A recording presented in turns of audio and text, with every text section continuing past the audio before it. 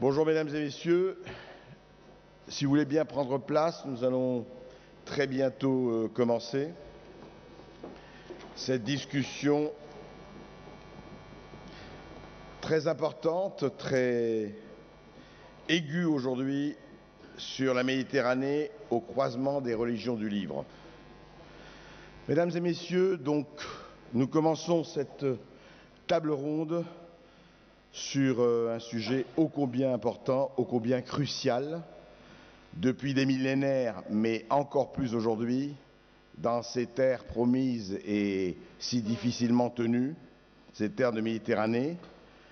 Donc avec nous, je les présente non pas par ordre hiérarchique, mais par ordre de placement. Donc à ma droite, Maurice Ruben Ayoun, qui est docteur ès lettres, philosophe et écrivain, et qui est vice-président de la Fraternité d'Abraham, qui évidemment, comme son nom l'indique, s'occupe de la réconciliation et de la bonne entente entre gens du livre. Nous sommes très heureux d'avoir avec nous son éminence le cardinal Paul Poupart, qui est, comme vous le savez, président du Conseil pontifical de la culture et qui, depuis des années, conseille et est proche des saints-pères qui se sont succédés depuis déjà plus de 25 ans.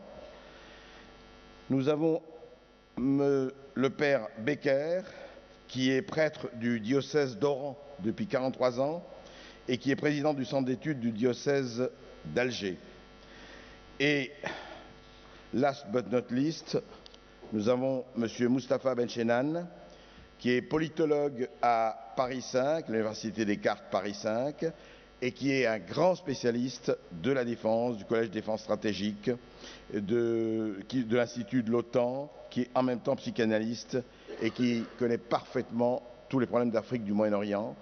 Mais nous sommes là pour parler de l'inscription, justement, des religions du livre en Méditerranée. Je voudrais donner la parole à Monseigneur Poupart. Mesdames, Messieurs, chers amis, vous m'avez demandé d'introduire brièvement cette journée de travail. Elle s'annonce riche et passionnante. Deuxième temps de notre colloque de sciences humaines consacré à la Méditerranée dans toutes ses composantes. Les champs d'investigation que nous allons explorer, la culture, les cultures méditerranéennes, recoupent les domaines de réflexion de ce Conseil pontifical de la culture que je préside sur les bords du Tibre à Rome depuis sa fondation par le pape Jean-Paul II.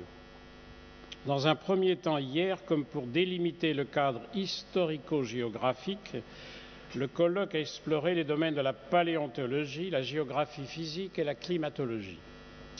L'histoire du peuplement des pays du bassin méditerranéen, le double environnement culturel, naturel, économique de l'Homo Mediterraneus.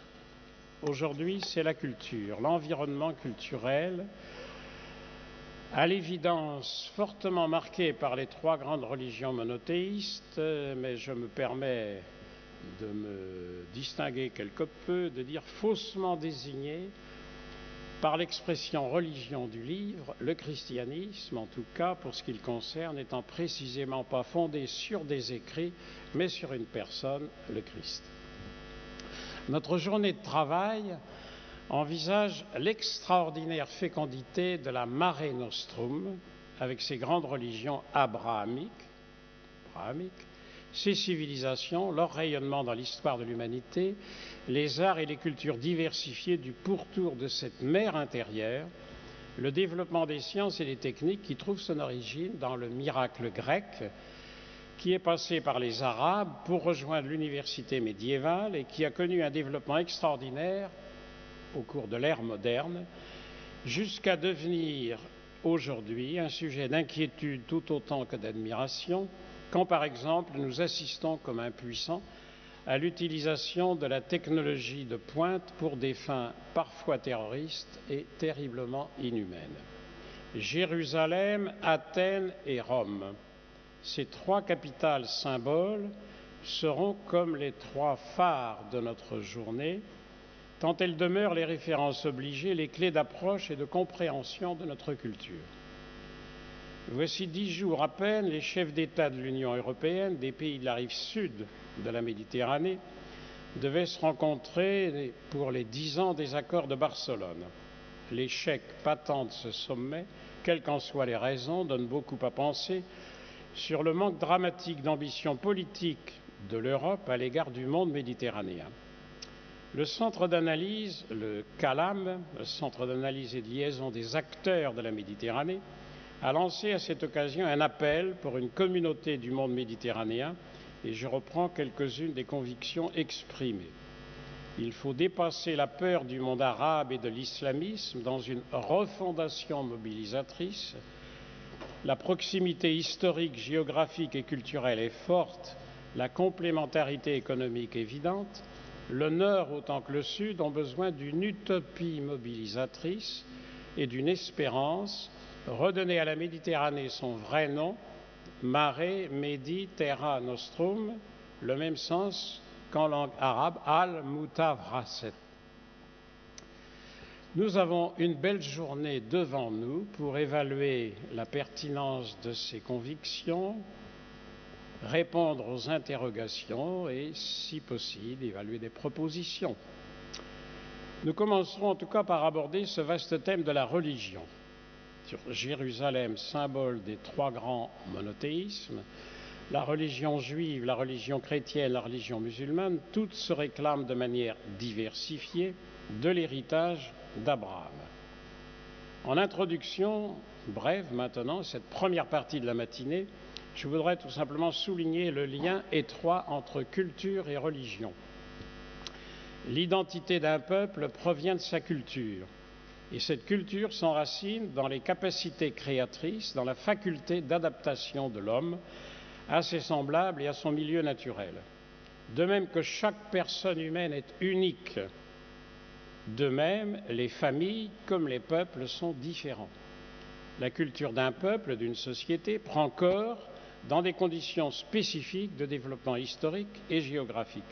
Et la multiplicité conjointe avec la complexité de ces conditions porte les sociétés à concrétiser leur patrimoine d'humanité à travers une diversité d'identités culturelles. Seul l'homme est capable de culture, du fait de sa condition historique, parce que son existence s'insère dans le temps. Il est à la fois le fils et le créateur de sa propre culture et par conséquent de son identité. Celle-ci prend donc en compte l'héritage du passé et de son histoire. Elle s'enracine dans une mémoire en impliquant un devenir, un progrès qui en fait une réalité dynamique. Et si l'identité d'un peuple manifeste sa particularité, elle aspire en même temps à l'universalité par le meilleur d'elle-même du fait de son enracinement dans la nature humaine. Et une culture, ajouterai-je, n'est vraiment pleinement humaine que lorsqu'elle porte en elle l'ouverture aux autres cultures, à l'universel. Les exigences de la particularité fondent les droits des identités culturelles propres et celles de l'universalité fondent les devoirs qui en découlent envers les autres cultures et l'humanité entière. L'identité d'un peuple, j'en viens maintenant à la religion, se dessine et se découvre à travers tout un ensemble de traits caractéristiques qui relèvent toujours, avec des accents différents certes, d'éléments complémentaires. L'art, la science, la technique, la langue, les mœurs, les coutumes, les lois et la dimension religieuse. Toutes ces expressions publiques s'enracinent dans les différentes dimensions de la vie des hommes. Et parmi ces dimensions, il en est une, d'une nature particulière.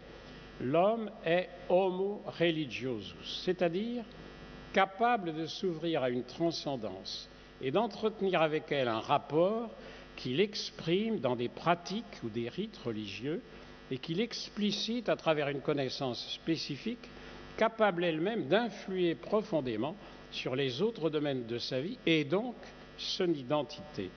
L'observation du monde, l'histoire, l'art montrent à l'évidence ce rôle des religions.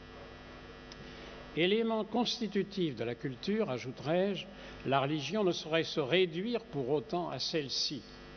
On peut observer aujourd'hui certaines tendances, en effet, à réduire les religions et essentiellement celle qui s'enracine dans la révélation abrahamique d'un Dieu transcendant, le judaïsme, le christianisme et l'islam, a un simple statut d'éthique culturelle. Le regard sociologique pourra, dans une certaine mesure, constater un réel affaiblissement de l'influence d'une religion donnée dans telle ou telle société ou telle frange d'une population. Mais il n'est pas justifiable pour autant de refuser d'ouvrir à une culture et à une civilisation la possibilité de l'épanouissement des religions. L'historien anglais Arnold Toynbee en a fait la remarque que j'ai voulu reprendre en exergue de mon dictionnaire des religions, publié au PUF, comme certains de vos ouvrages. Il n'est jusqu'à nos jours aucune civilisation qui n'a été religieuse. Je ne suis pas sans ignorer, autre point, la propension de certains à attribuer aux religions les causes des conflits dans le monde.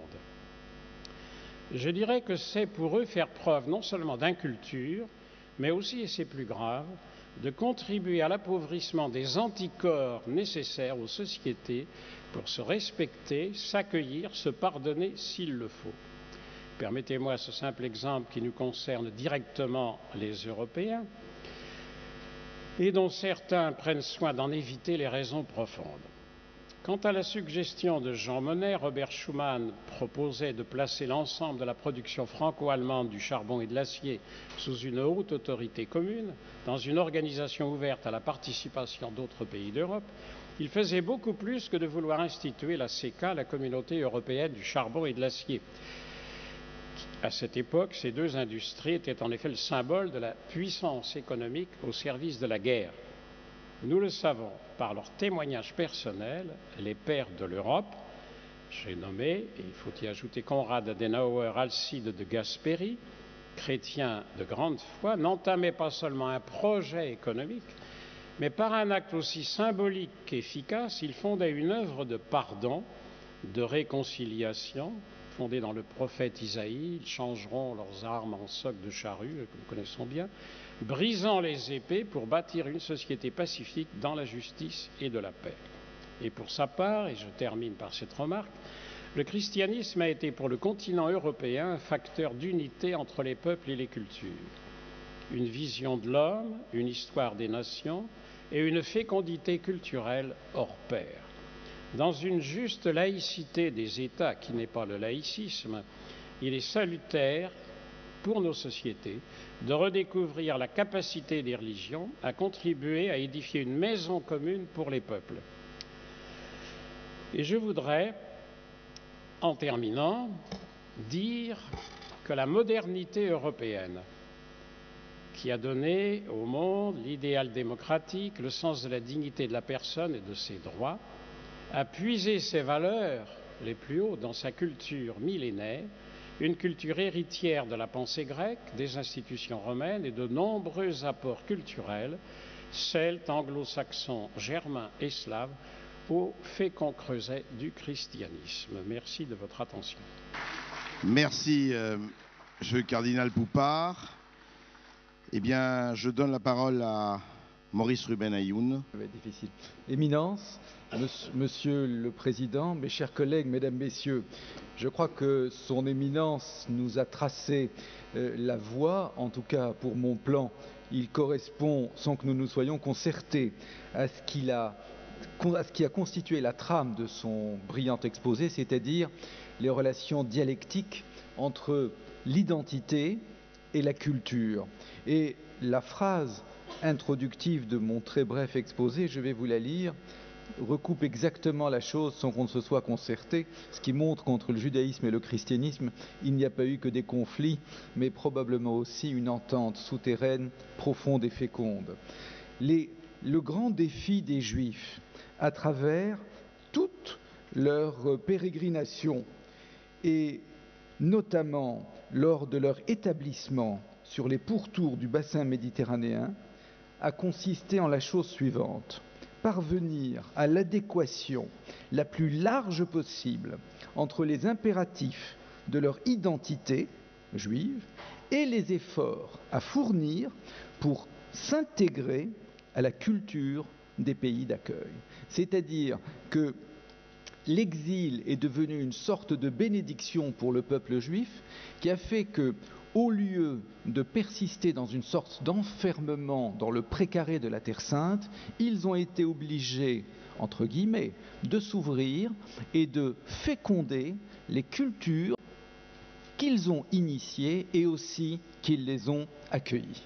Malheureusement, et là j'aborde l'exposé, les Juifs ont fait non pas la connaissance de la Méditerranée, mais ils s'y sont installés à la suite d'une terrible défaite politique et militaire, puisque à la deuxième destruction du Temple, en 68-70, c'est Titus qui les a transplantés sur les pourtours du bassin méditerranéen avec le piètre statut d'esclaves et de prisonniers. Mais au fur et à mesure, les Juifs se sont installés et ils ont commencé à développer une culture. Et puis étant philosophe, je voudrais mettre l'accent, si vous le permettez, là-dessus. Alors, on m'a demandé de traiter la question depuis le Moyen-Âge jusqu'à nos jours. Bon, c'est un bien vaste sujet, mais je vais simplement essayer de saupoudrer quelques idées forces. Je crois que l'existence juive ou la condition de l'homme juif a été balancée, si je puis dire, entre deux pôles contradictoires, opposés et qui se sont souvent fait la guerre, notamment pendant le Moyen-Âge. C'est-à-dire entre Ismaël, les Arabes, les musulmans, et Édom, c'est-à-dire les chrétiens.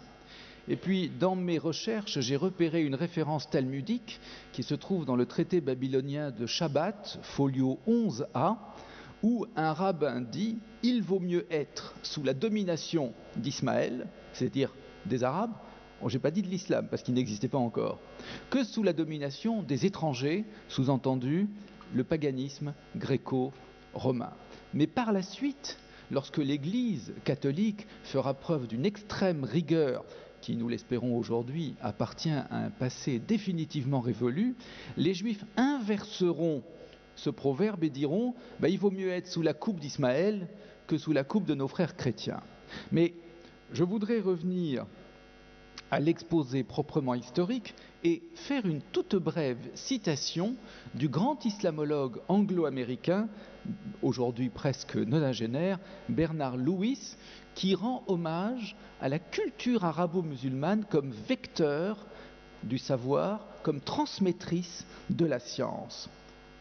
La puissance militaire et politique des Arabes, mais surtout leur religion et leur langue, leur ont permis d'unir en une seule société deux cultures. Vous voyez, on y revient sans cesse, apparemment antagonistes. La tradition millénaire et diversifiée de la Méditerranée proche orientale, à la fois grecque, romaine et juive, et la richesse infinie de la civilisation iranienne avec ses modes de vie et de pensée particuliers, ses contacts fructueux avec les grandes cultures d'un Orient plus lointain. Et enfin, si vous permettez, une deuxième citation issue de la même source et qui porte sur l'apport fécondant de l'islam culturel, je cite, « La cohabitation de tant de peuples, de religions et de cultures à l'intérieur d'une même société islamique fit naître une civilisation nouvelle, bigarrée dans ses origines et par ses créateurs, mais dont toutes les manifestations portent l'empreinte de l'islam culturel. » Alors, ici, nous voyons bien que les Juifs ont dû effectivement confronter l'héritage biblique qu'ils ont apporté à l'humanité à des nouvelles cultures qui ont justement poussé sur cet humus particulièrement fécond. Alors, qu'est-ce qu'on peut dire sur la période médiévale de ce judaïsme méditerranéen ? Eh bien, ce fut une magnifique floraison de ce que l'on a appelé le mouvement traducteur.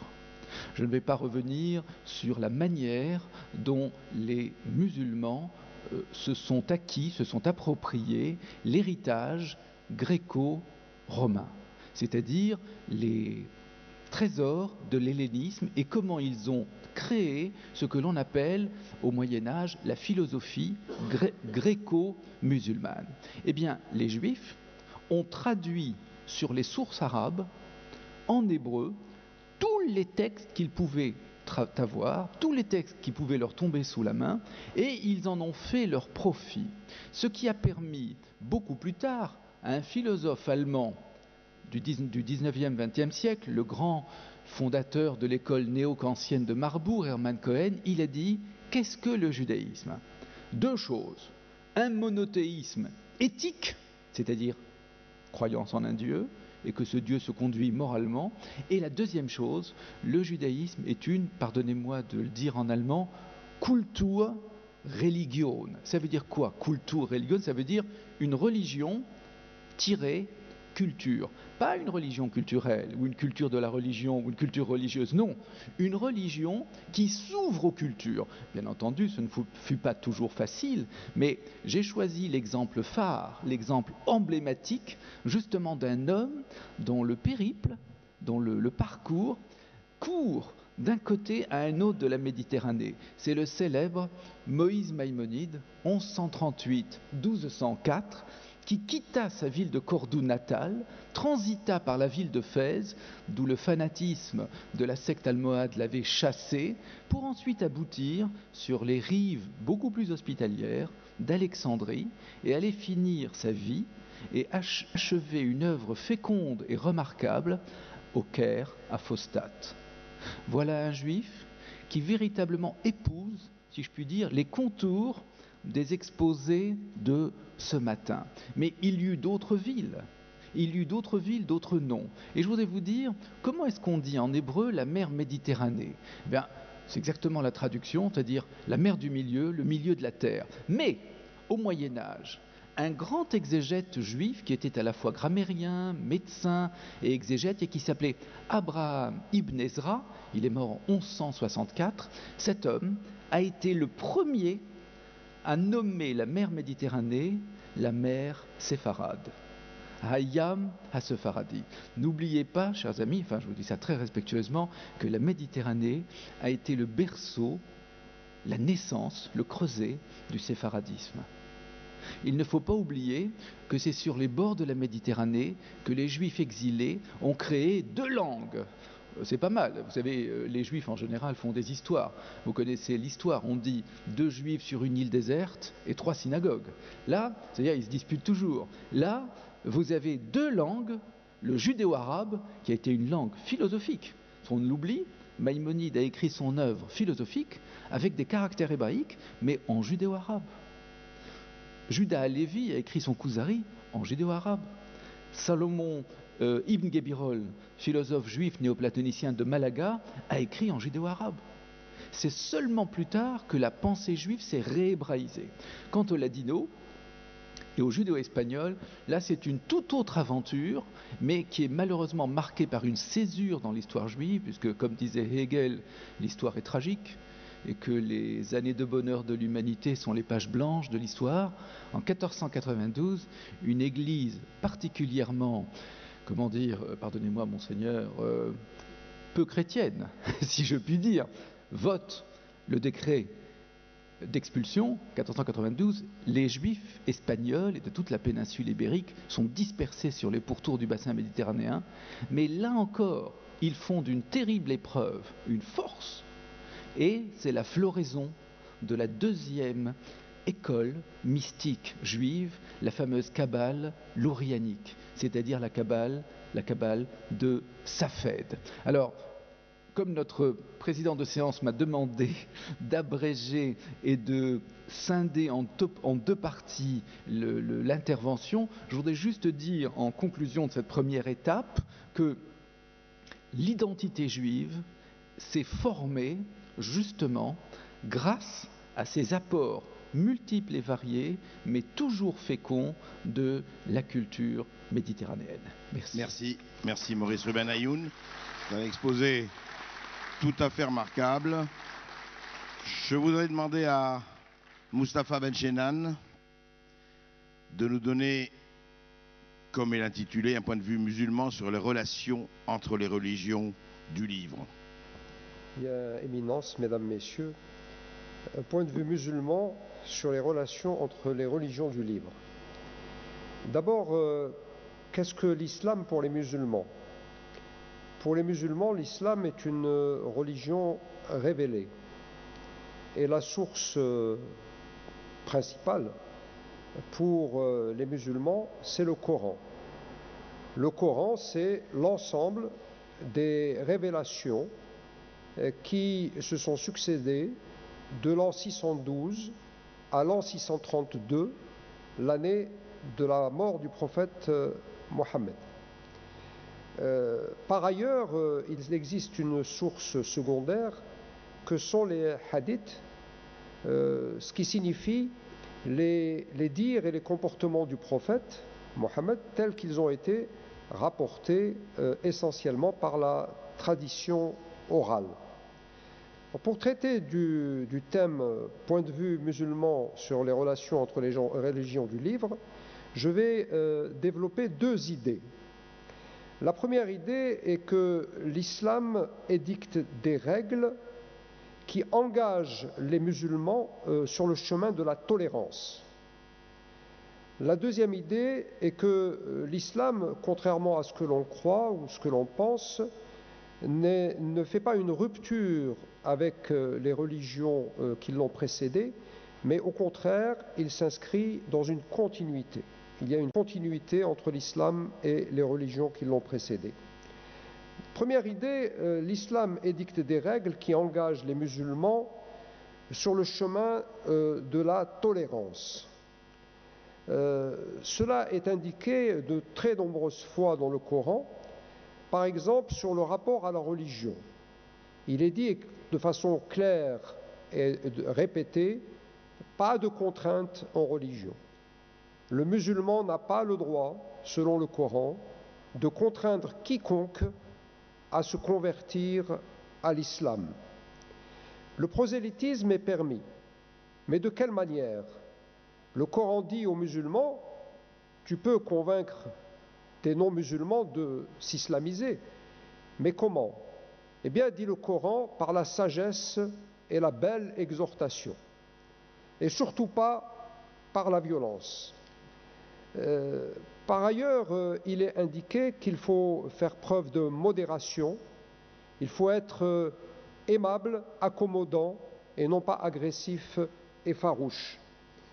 Par ailleurs, le Coran dit aux musulmans de suivre une voie qui est métaphoriquement désignée comme la voie ascendante, qui est la voie du bien.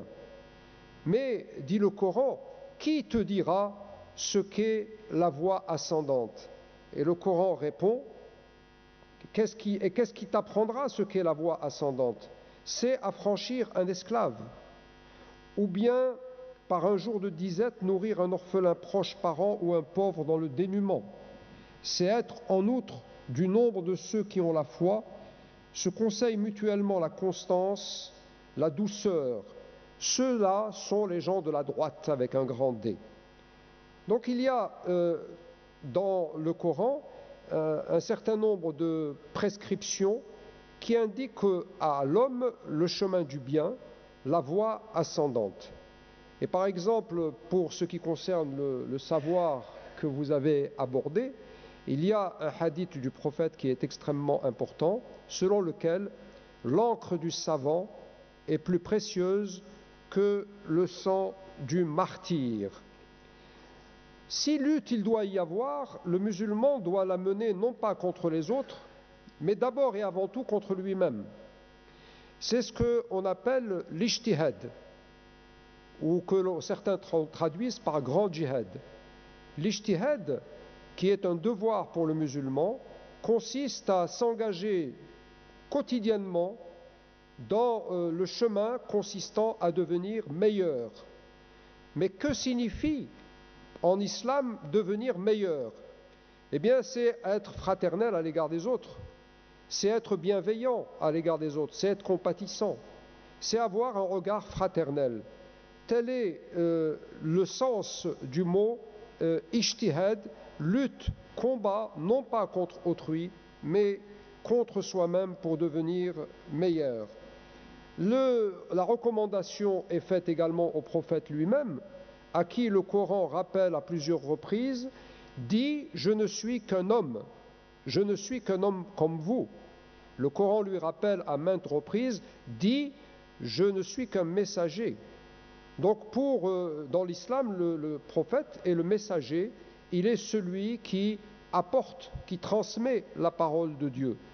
Et le Coran dit à Mohammed, seul Dieu décide qui aura la foi et qui ne l'a pas. Et il ne t'appartient pas à toi en tant qu'homme de décider ou de contraindre qui que ce soit. Par ailleurs, l'islam, donc, deuxième idée, établit une continuité avec les relations, avec les religions dites du livre. À cet égard, il y a des versets qui sont très explicites.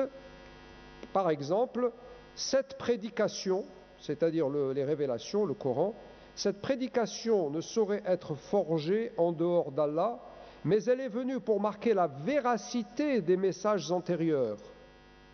Par ailleurs, ce nouveau livre en langue arabe claire ne fait que confirmer les messages antérieurs, autre verset du Coran. Un autre, si tu es dans le doute sur ce qui t'a été envoyé d'en haut, interroge ceux qui lisent les Écritures envoyées avant toi. Et enfin, un autre verset du Coran qui dit aux musulmans, dites, nous croyons en Allah, à ceux qu'on a fait descendre vers nous et à ceux qu'on a fait descendre vers Abraham, Isaac, Ismaël, Jacob et les 12 tribus, à ce qui a été donné à Moïse et à Jésus, à ce qui a été donné aux prophètes venant de leur Seigneur, nous ne distinguons point l'un d'entre eux, au Seigneur nous sommes soumis. Donc l'islam est très clair, le Coran est très clair, il ne distingue pas entre ceux qu'il désigne comme étant des prophètes. Et Mohammed n'est pas supérieur aux autres prophètes, il est considéré par le Coran comme étant l'équivalent, comme étant sur le même plan que les prophètes qui viennent d'être cités. Alors cette continuité est très clairement affirmée, réaffirmée par le Coran. Et par ailleurs, il y a des choses qui sont également très très claires par rapport à la religion chrétienne, en particulier par rapport à Jésus et à Marie. Alors pour les musulmans, comme je viens de le dire, Jésus est considéré comme un prophète. Il est prophète au même titre que Mohammed. Et il y a dans le Coran des versets très très nombreux qui sont consacrés à Jésus et à Marie. Alors je vais vous en rappeler quelques-uns. Rappelle quand les anges dirent « Ô Marie, Allah t'annonce un verbe émanant de lui, dont le nom est le Messie, Jésus, fils de Marie, qu'il sera illustre dans la vie immédiate et dernière et parmi les proches du Seigneur. » Donc l'islam reconnaît la virginité de Marie et reconnaît Jésus comme prophète. Ailleurs, il est dit « Et fait mention de celle restée vierge, en sorte que nous soufflâmes en elle de notre esprit, et nous fîmes d'elle et de son fils un signe pour le monde. » Donc cela est extrêmement important, et il y a quelques années, j'avais écrit un article dans le Figaro, que j'ai d'ailleurs ici, le 26 décembre 2002, où je démontrais, en me fondant sur le Coran, et je le démontrais surtout aux musulmans, que non seulement les musulmans peuvent, mais doivent fêter la naissance de Jésus.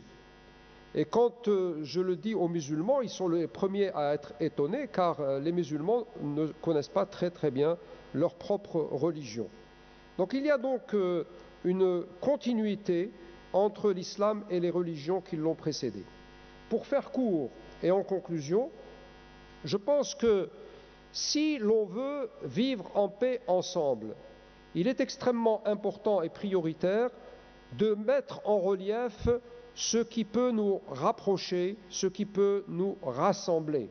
Évidemment, dans le Coran, il y a quelques versets qui sont un peu moins sympathiques à l'égard des gens dits du livre. Cela peut être expliqué et non pas justifié en plaçant ces versets dans le contexte de l'époque. Et il est extrêmement important, quand on étudie l'islam, de ne pas prendre le Coran et de le lire comme un livre de la page 1 à la dernière page, parce que sinon on s'y perd.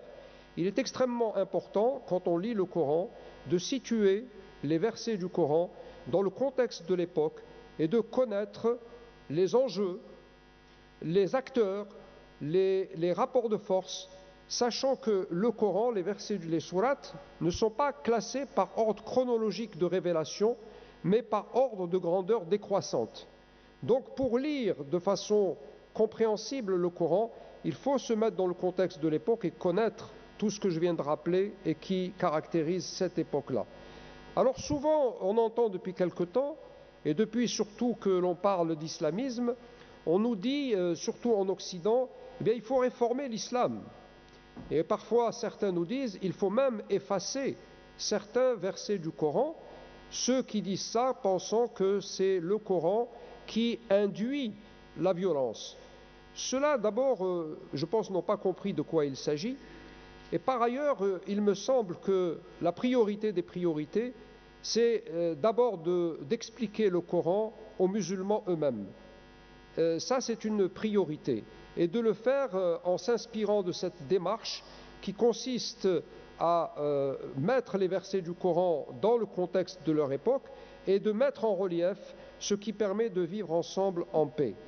Quant à l'islamisme, l'islamisme, à mes yeux, est une instrumentalisation perverse d'une terminologie religieuse en vue d'établir un projet politique totalitaire dont les premières victimes seraient et sont, dans certains endroits, les musulmans eux-mêmes.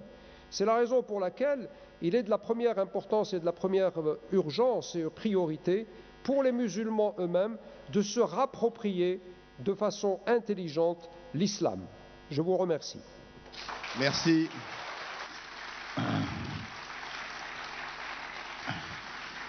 Oui, on peut applaudir le professeur Benchenan pour ses paroles de lucidité, de réalisme et qui remettent beaucoup de pendules à l'heure.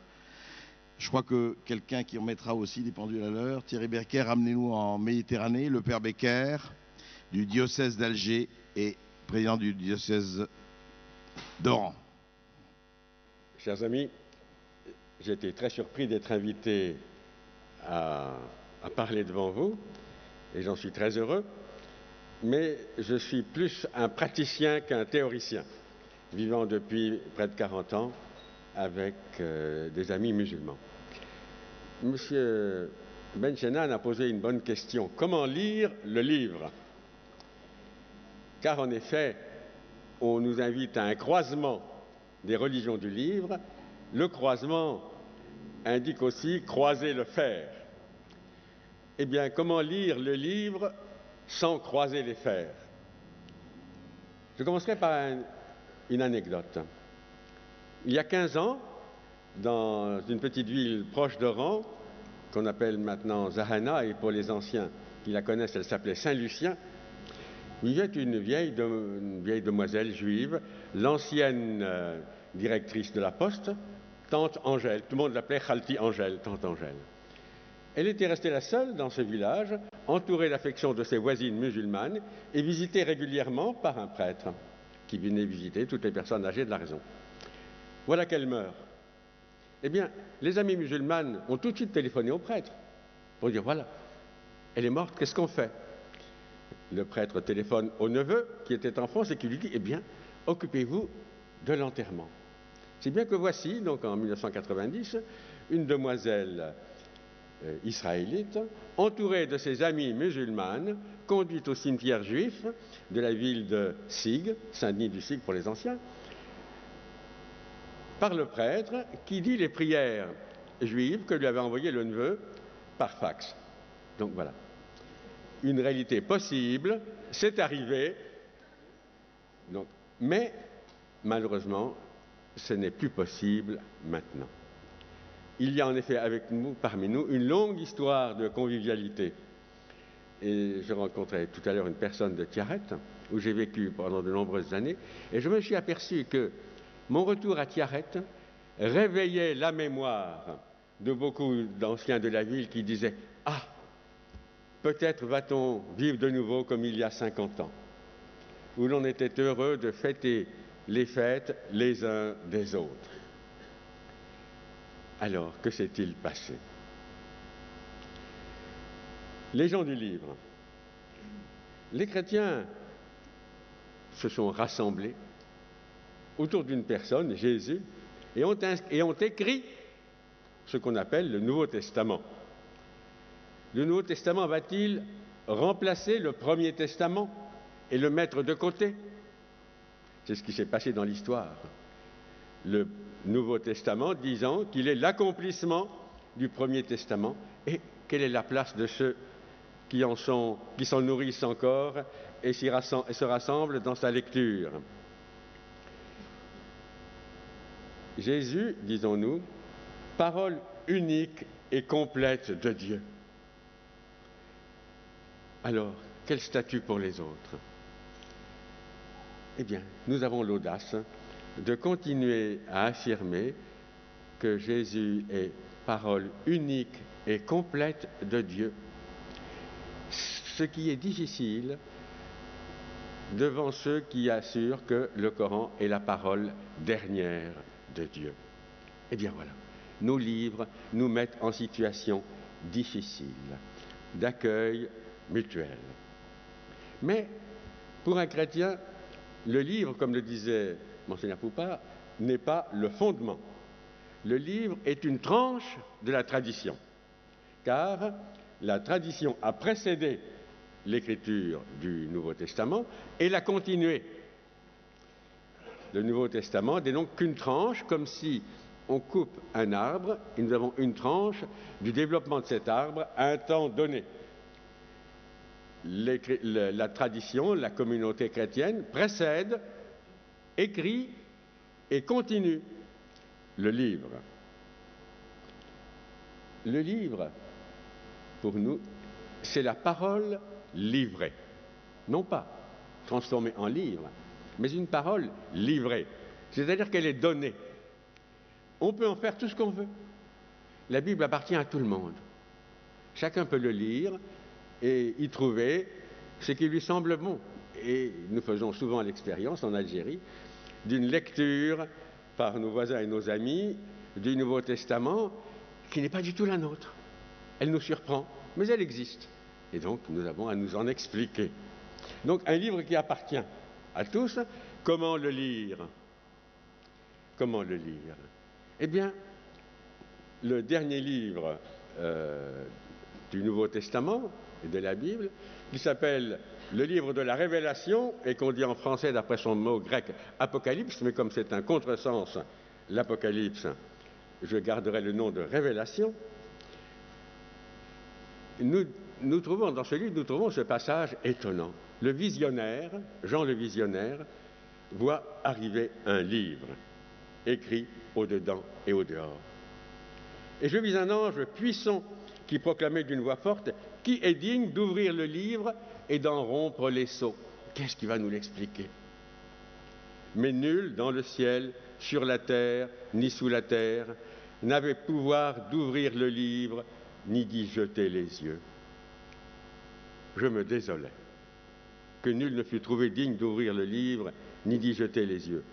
Mais l'un des anciens me dit: ne pleure pas. Voici, il a remporté la victoire, le lion de la tribu de Juda, le rejeton de David.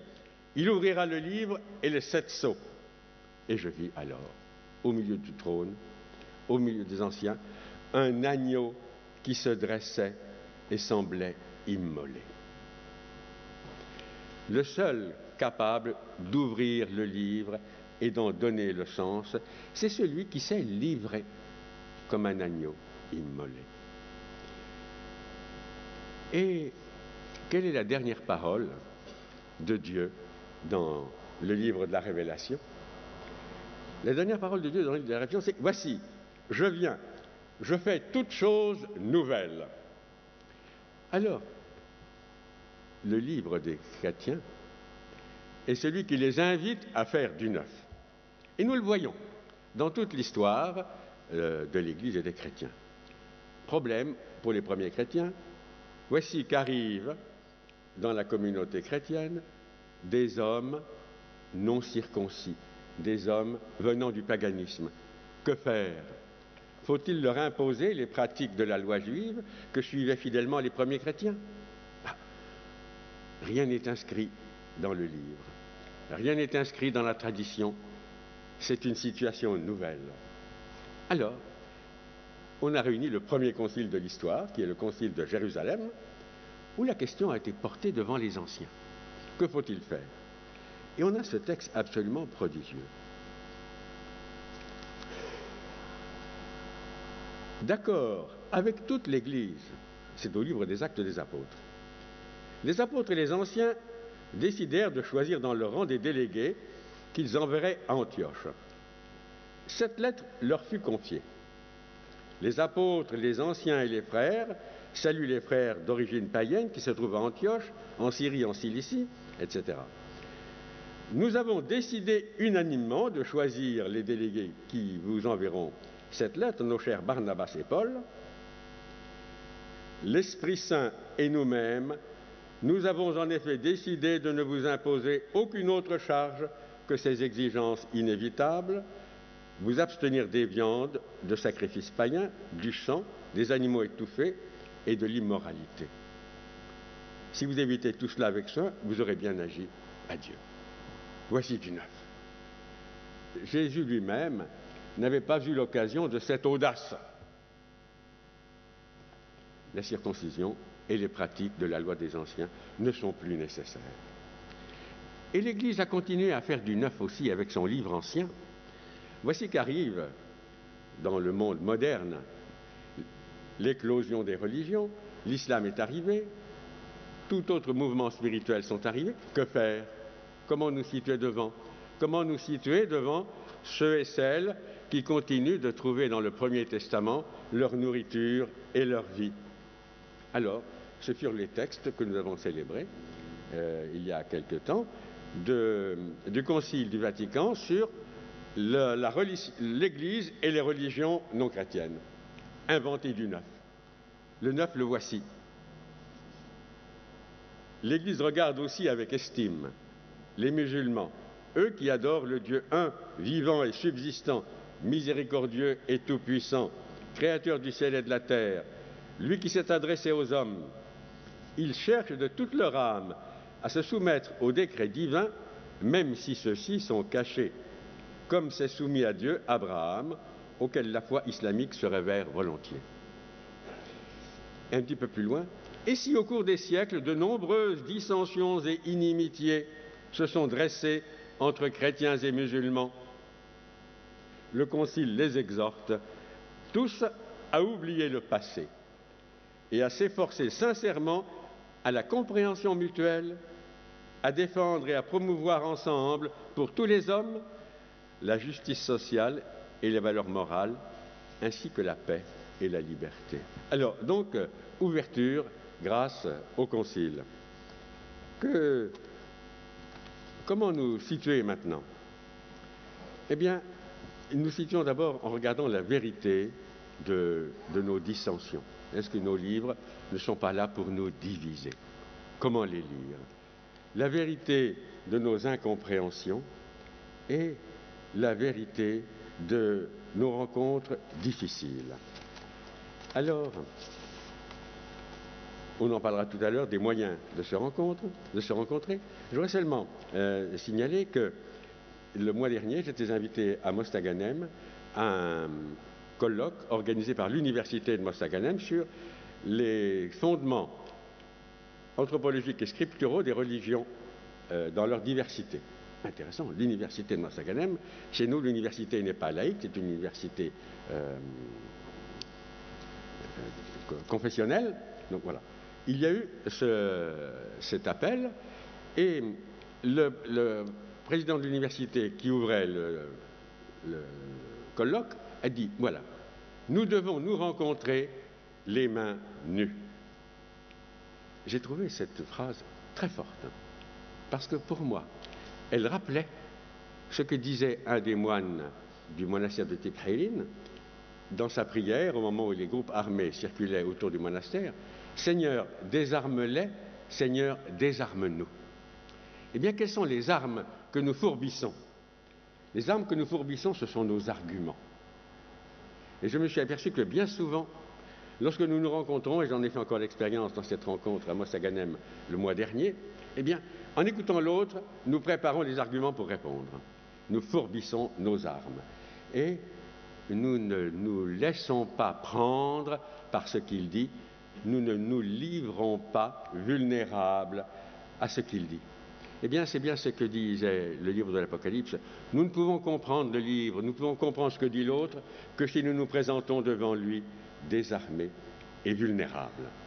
Et c'est donc dans ce chemin que je nous invite tous à avancer pour qu'il soit possible de s'écouter d'abord, de se comprendre ensuite et de se respecter après. Merci. Merci Père Becker, merci d'avoir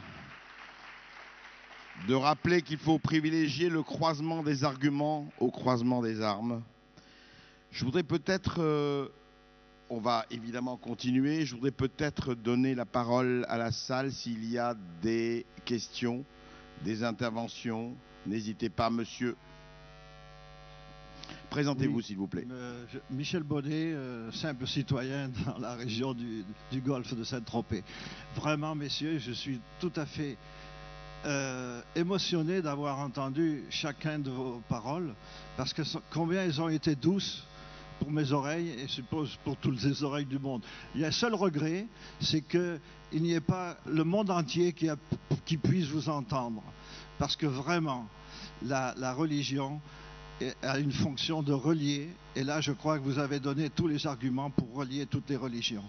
En ce qui me concerne, je suis, pendant de nombreuses années, j'étais un parfait incroyant, qu'à chaque fois qu'on me parlait de Dieu, vulgairement, je sortais mon revolver.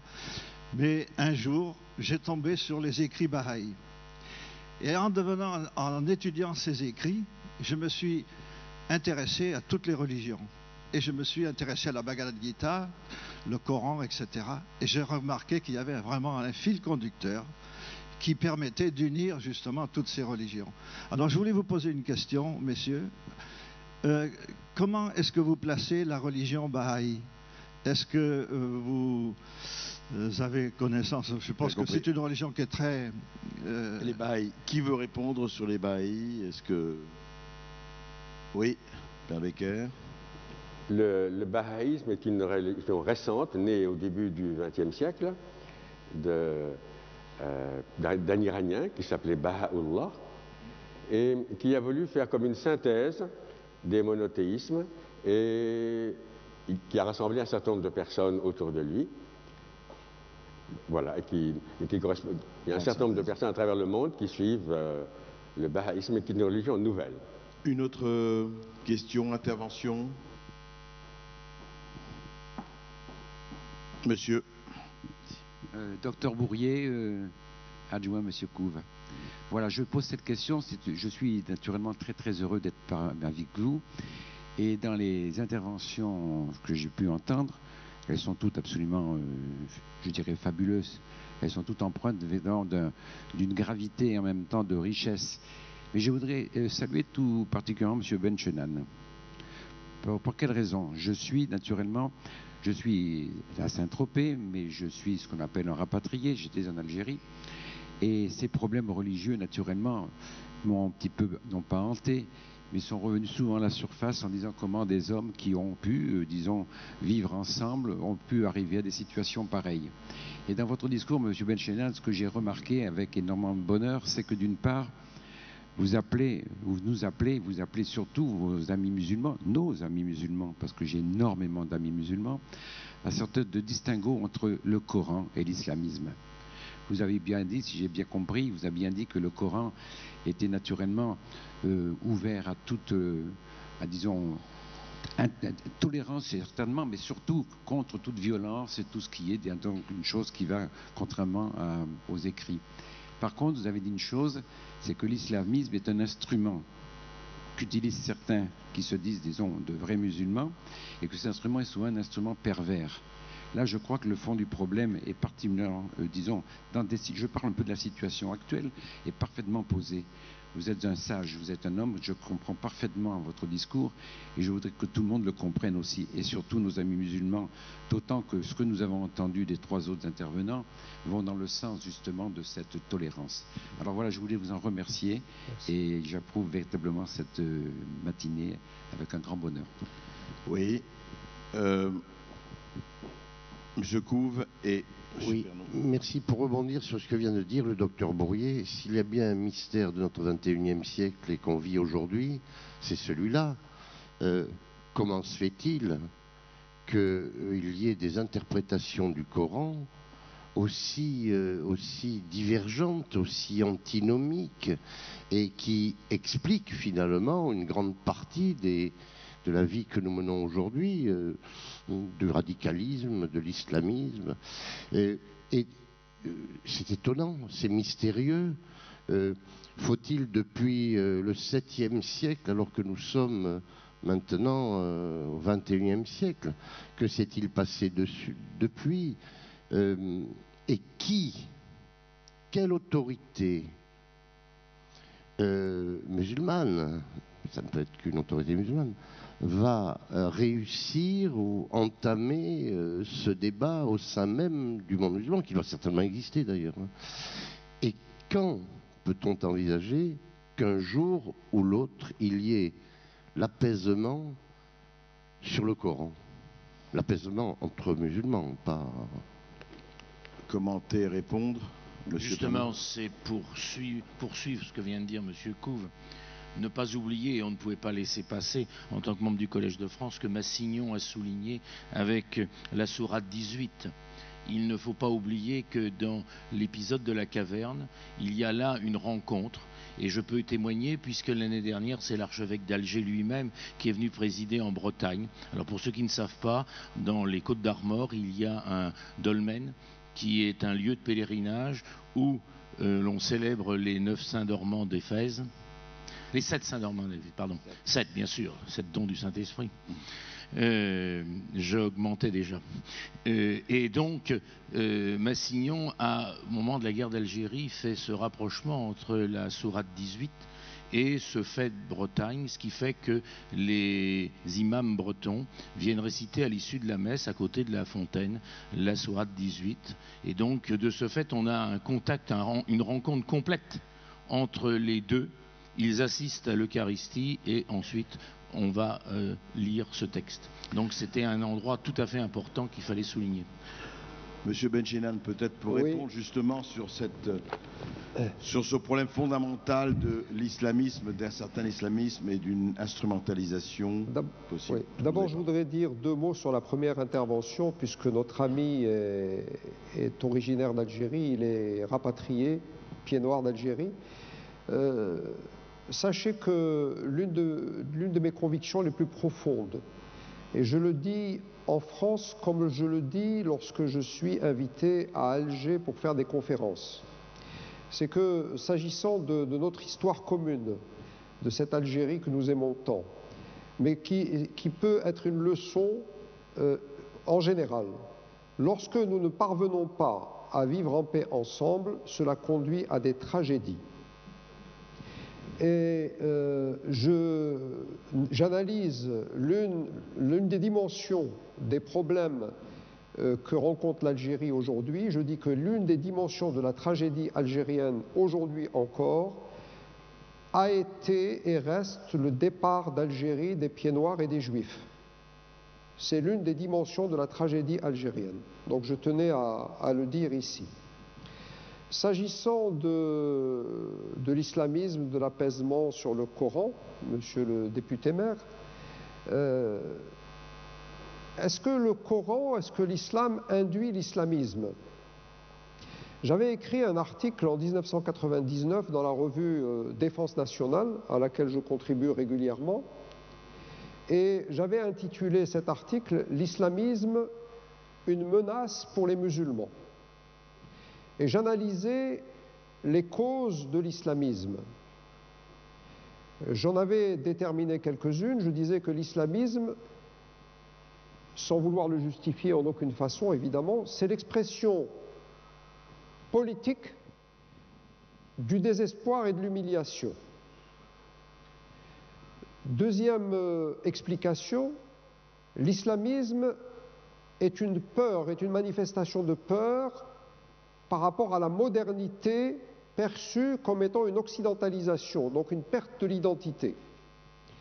Et l'islamisme est un projet totalitaire, Les conditions économiques et sociales dans lesquelles sont plongés les pays musulmans suffiraient à expliquer amplement la montée de cet extrémisme. Dans tout autre pays qui ne serait pas musulman et réunissant les mêmes conditions économiques, sociales et culturelles, nous aurions le développement d'un extrémisme qui ne s'appellerait pas islamisme, qui s'appellerait fascisme, qui s'appellerait nazisme, etc. Donc il faut bien savoir que les extrémistes qu'on appelle islamistes prospèrent sur le désespoir des peuples. Et s'agissant par exemple du problème israélo-palestinien, on voit très bien que le Hamas et le djihad islamique instrumentalisent le désespoir du peuple palestinien, prospèrent sur ce désespoir parce qu'eux-mêmes ont un projet politique.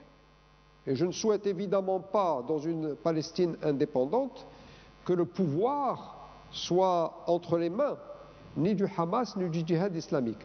Donc c'est pour ça que je disais il faut que les musulmans se rapproprient l'islam et en même temps il faut s'attaquer de façon urgente aux causes profondes sur lesquelles prospèrent ces extrémistes qu'on appelle les islamistes.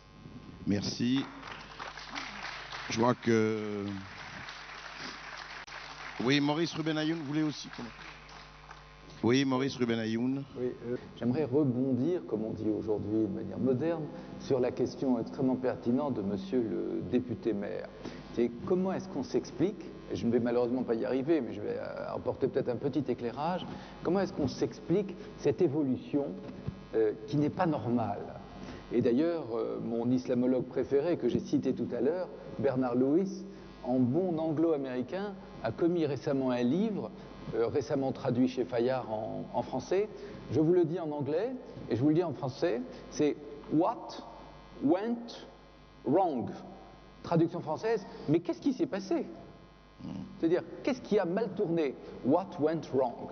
Alors, il me semble, pour moi-même, qui ai fait beaucoup d'islamologie, je ne vois pas comment le lien s'est rompu entre un homme comme Averroès, qu'on appelle en arabe Ibn Rushd, mort en 1198, qui était, ne l'oubliez pas, le parangon et le promoteur de la culture. Comme Avicenne, il y en a d'autres. Non, mais même mieux.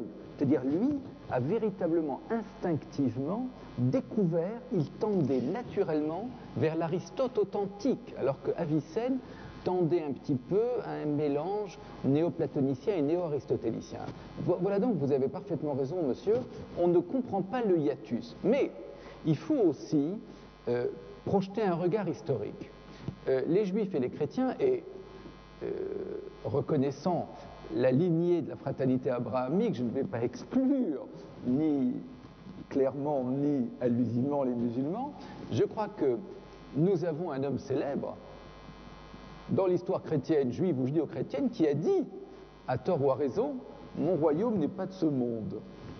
Il y a donc un retrait par rapport aux politiques. Juifs et chrétiens sont arrivés, à des moments différents de leur histoire, à définir à peu près l'essence de leur religion. Pour les catholiques, on sait ce que c'est le Christ. Pour les juifs, on sait ce que c'est un attachement à la loi de Dieu. Pour les musulmans, qui ont aussi une grande religion, c'est beaucoup plus difficile parce que le politique n'est pas toujours clairement séparé de ce qu'on appelle le religieux. Dans la Bible hébraïque, il y a un roi et il y a un prophète. Jamais on n'a voulu que les deux genres se mélangent. Et il y a un bon mot d'esprit dans le livre des rois. Saül, qui était un jeune prince, voulait jouer aux prophètes.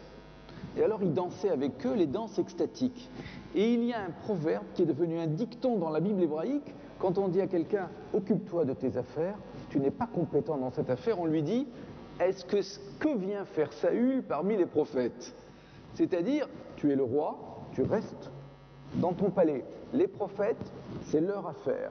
Je crois qu'il n'y a pas eu, et qu'on n'a pas malheureusement, comme chez les juifs et les chrétiens, cette autorité centralisée, religieuse, qui disent, voilà qui dit le droit religieux, voilà quel est notre domaine, voilà quel est l'autre domaine. Je pense que c'est quelque chose qui relève de l'histoire et de la civilisation. Je dis que dans cette religion, dans cette spiritualité, elle prend parfois les allures, je cite entre guillemets, d'une civilisation conquérante. Mais moi, je reprends tout à fait les citations du Coran que notre collègue a données.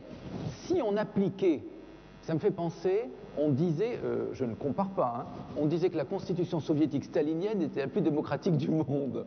Problème, c'est que personne ne l'appliquait. Alors je ne dis pas que c'est la même chose pour le Coran, mais tout le monde connaît le fameux passage « La ikraha bid-din », pas de contrainte en matière religieuse, ne vous disputez pas, vous ne l'avez pas cité quand on dit « La tajdahidu ma'a ahl al-kitab », c'est-à-dire pas de controverse avec les amis du livre, les gens du livre, mais malheureusement, que voit-on et de quoi parlons-nous tout le temps? Puisque le Nouveau Testament prolonge l'Ancien et dit « Rendez à César ce qui est à César et à Dieu ce qui est à Dieu ».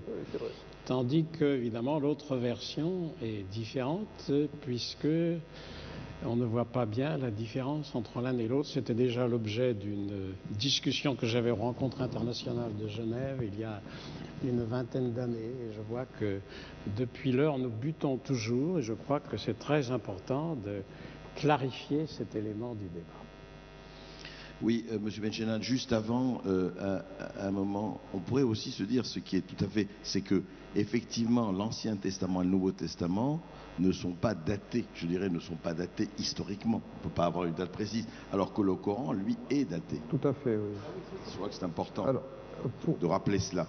Je voudrais juste dire, Monsieur le député maire, vous avez raison de dire que le prophète Mohammed était à la fois un prophète, un homme politique et un chef militaire.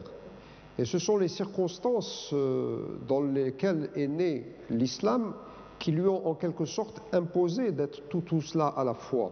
Car lorsque l'islam apparaît, lorsque Mohammed dit voilà, je suis le messager, etc., il arrive un moment où le message est tellement subversif pour l'ordre établi que les Arabes, comme lui, mais qui sont polythéistes, lui font la guerre.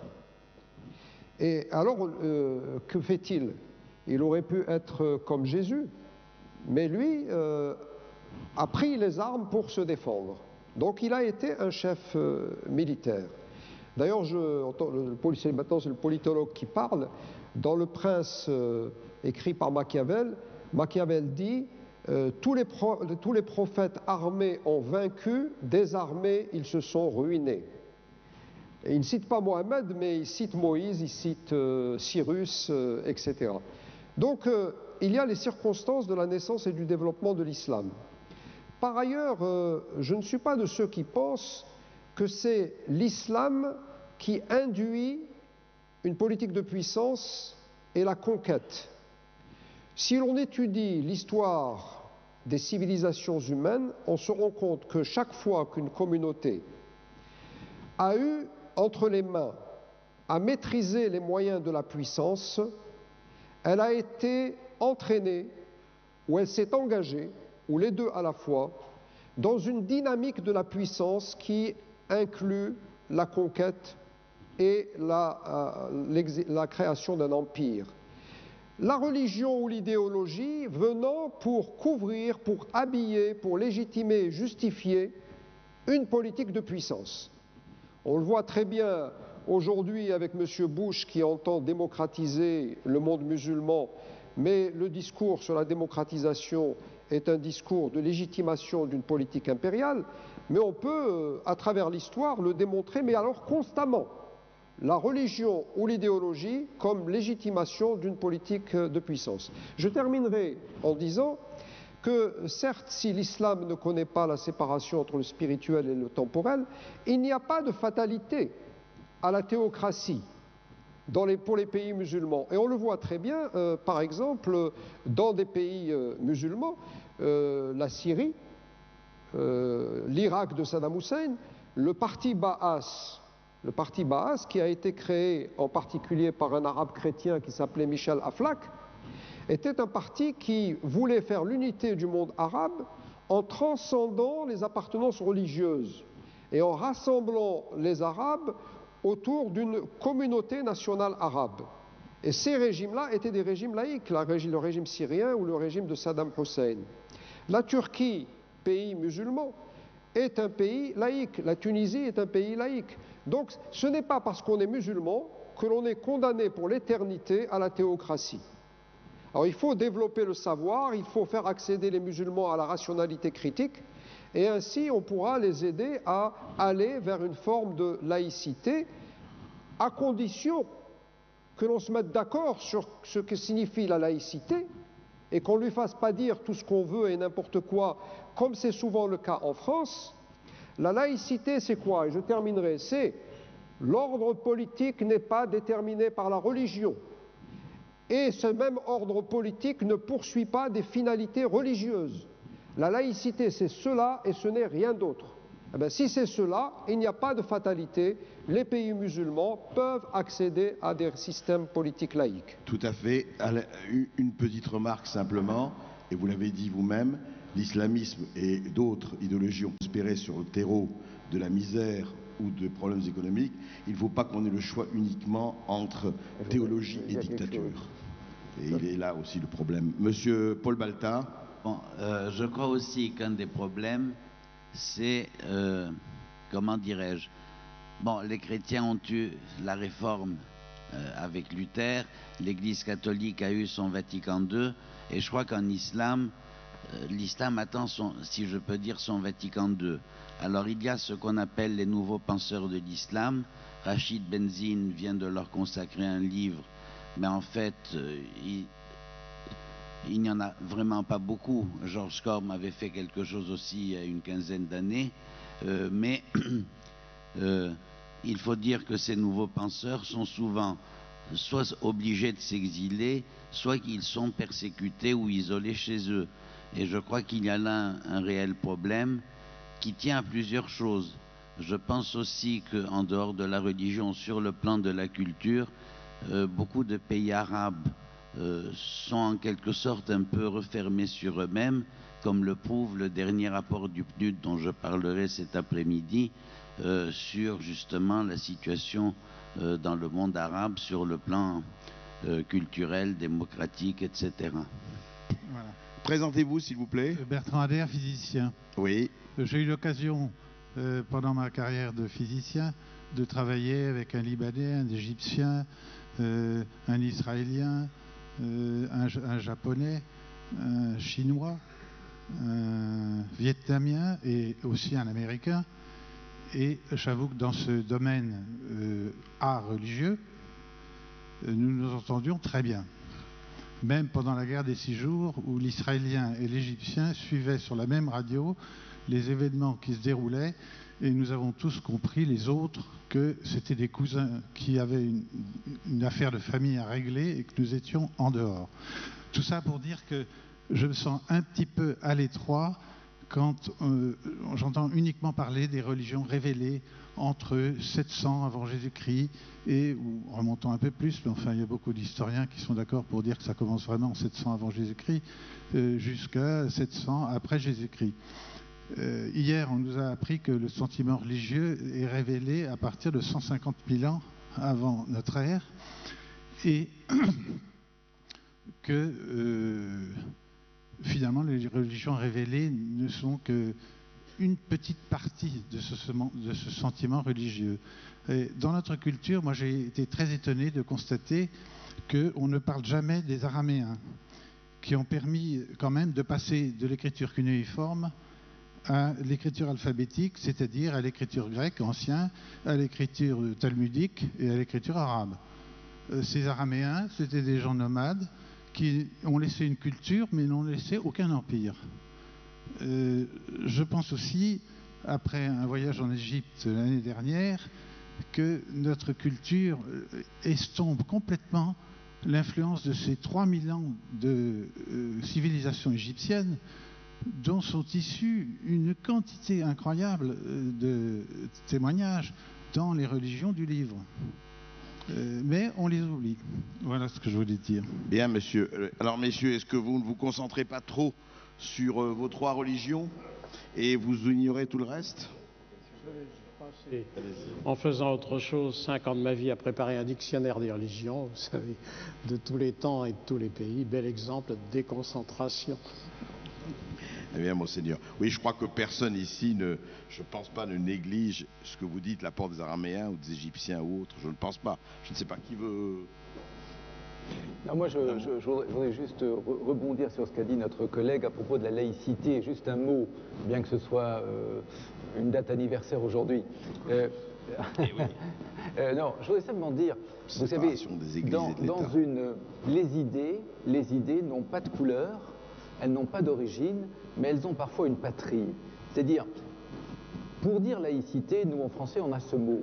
Mais par exemple en arabe, ou même en hébreu, c'est encore une fois un chrétien libanais au début du siècle qui a donné à l'arabe le mot pour dire laïcité, qu'on a vocalisé de deux manières différentes. Almiya, qui veut dire les choses du monde, et Alamiya, qui veut dire ce qui est le savoir profane, qui ne relève pas de Dieu. Or, il est difficile d'inscrire quelque chose qui ne possède pas déjà dans la culture en question un emplacement, je dirais, ce qu'on appelle en allemand ein Sitz im Leben, un emplacement institutionnel. C'est quelque chose qui est difficile. Et ça a été, je dois dire, je balaye aussi devant ma porte, ça a été aussi la même chose en hébreu. Pour dire laïcité en hébreu, on a pris le mot qui veut dire profane. Chiloniyut. Donc ce sont des choses, je crois, le cardinal Lustiger avait parlé récemment dans un très beau discours, il a parlé de dialogue de culture, et ça m'a beaucoup plu, il a parlé du rassemblement des cultures. Je crois qu'il y a un problème de rassemblage, d'assemblage. Eh bien écoutez, c'est en Méditerranée qu'on pourra vraiment rassembler les cultures.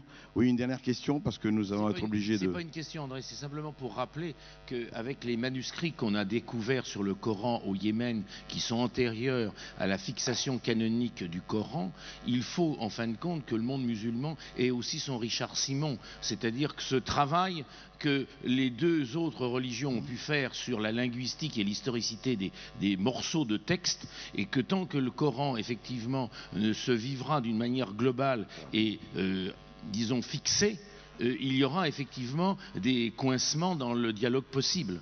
C'est que là, il y a une démarche pour dire que ça a été aussi quelque chose qui a été ruminé, comme nos écrits depuis l'exode de Babylone et également les temps de persécution. Père Becker, oui, juste un mot. Non. Il y a un chemin que nous n'avons pas encore évoqué pour nous rencontrer et qui est un chemin pratiqué par plusieurs, c'est le chemin de l'écoute intérieure. En ce sens qu'il existe partout dans des rencontres où chrétiens, parfois israélites et musulmans, expriment leur recherche intérieure. Et même c'est possible avec des gens qui estiment ne pas avoir de religion. Exprimer son questionnement. Et lorsque l'on met en commun notre questionnement réel, la vérité de ce que nous cherchons, et le risque d'une rencontre comme la nôtre, c'est d'avoir un discours officiel et d'avoir un autre discours ad intra dans notre communauté. Lorsque nous essayons d'être en vérité, exprimer ce que nous cherchons, chrétiens, musulmans, juifs, non-croyants, il se crée une communion.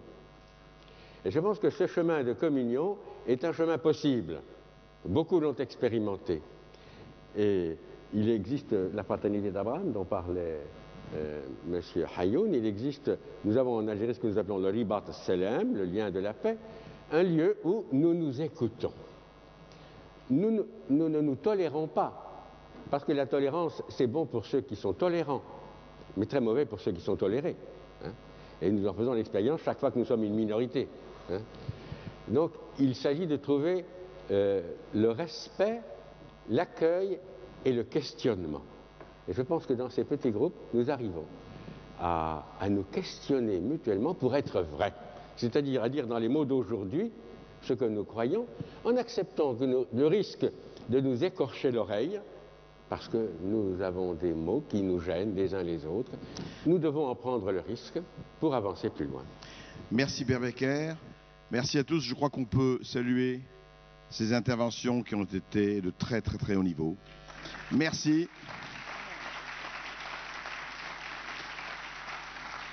Et restez là, ne zappez pas, ne bougez pas. Dans exactement un quart d'heure, les civilisations méditerranéennes, un creuset rayonnant.